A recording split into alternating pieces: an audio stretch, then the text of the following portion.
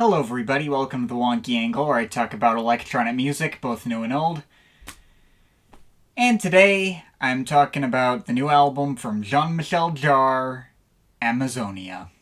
Man, Jean-Michel Jar, it's been a minute since I've talked about this guy. I completely exhausted the topic of his music on this channel years ago. I've reviewed every single one of his studio albums, already did a top 10 songs video and a worst to best ranking. He was the first worst to best ranking I ever did on this channel. Even did a little vlog for the time that I actually saw him live in concert in 2017, which was pretty amazing. Though all my videos on him are from the days before I recorded with an actual mic.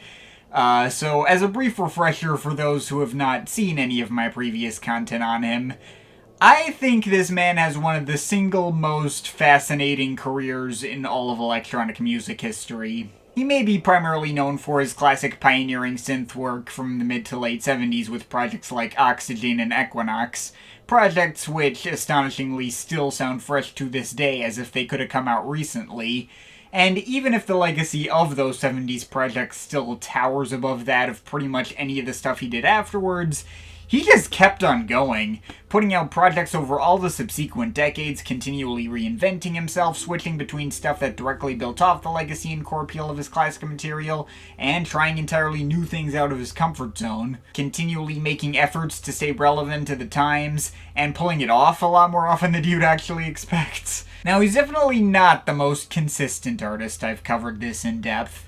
He has some clunkers in his catalog, but which projects actually are the clunkers and which are the highlights can vary quite heavily depending on who you ask. He has plenty of disliked projects, but not a single, universally disliked project. A few of my own favorites from him are fairly divisive, like Metamorphoses or Sessions 2000 or Oxygen 3.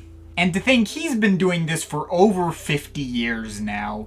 We are in decade 6 of his career. He's still going strong at 72 years old, without any major breaks or hiatuses you would expect out of an artist of his age. This is his 22nd studio album, well, 23rd if you count that Snapshots from Eon thing he did in 2019 as a prep album. I skipped over covering that since it was intended as just a demonstration for an app he helped develop that endlessly generated music in his particular style via AI. But yeah, that was also a thing that he did. As for this latest project here, Amazônia, apparently this was conceived as a soundtrack to a photography exhibition by Sebastião Salgado, sorry for butchered pronunciations as per usual, obviously focused on the Amazon rainforest in Brazil.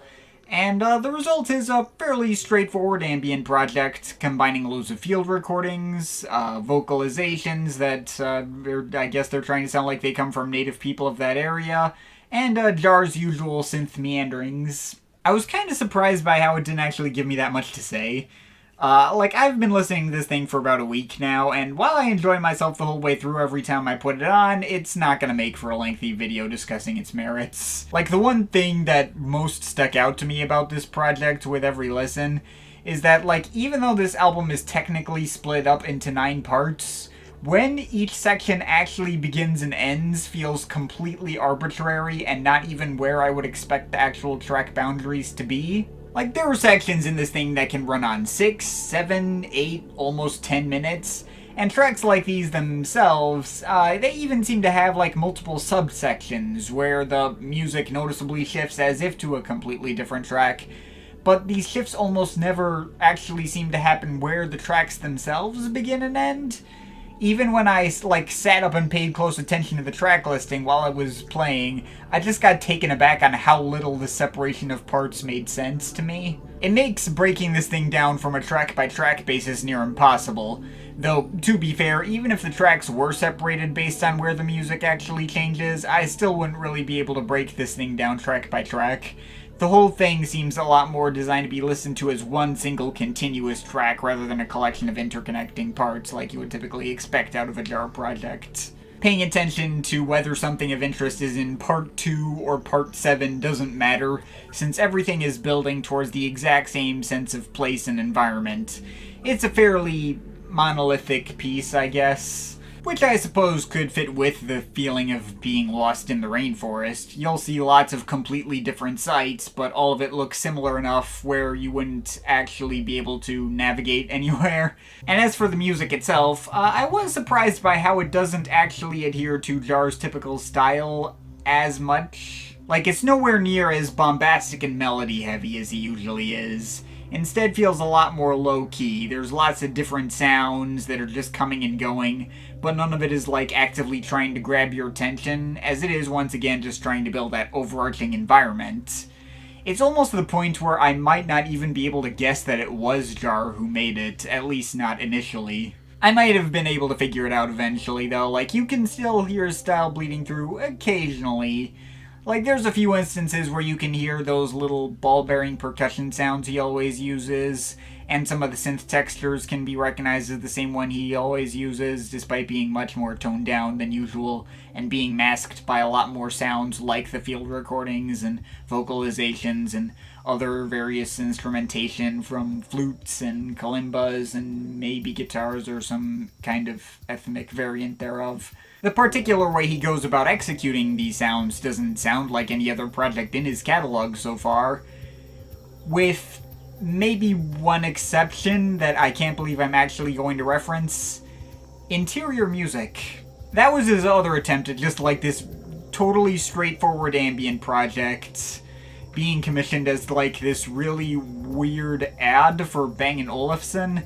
And some may remember that I marked it as my personal least favorite studio album of his, since the entire first half of that project just straight does not work on a fundamental level, because every moment is being filled with all these little disconnected bits of spoken word every few seconds that completely take me out of the experience anytime they show up, and even border on outright laughable. But, like, I was thinking more of the second half of the album, Whispers of Life. Like, that basically copied the first half and took out all those voices and created a shifting and relatively formless piece that was at least decently cool for what it was, if somewhat airy and forgettable.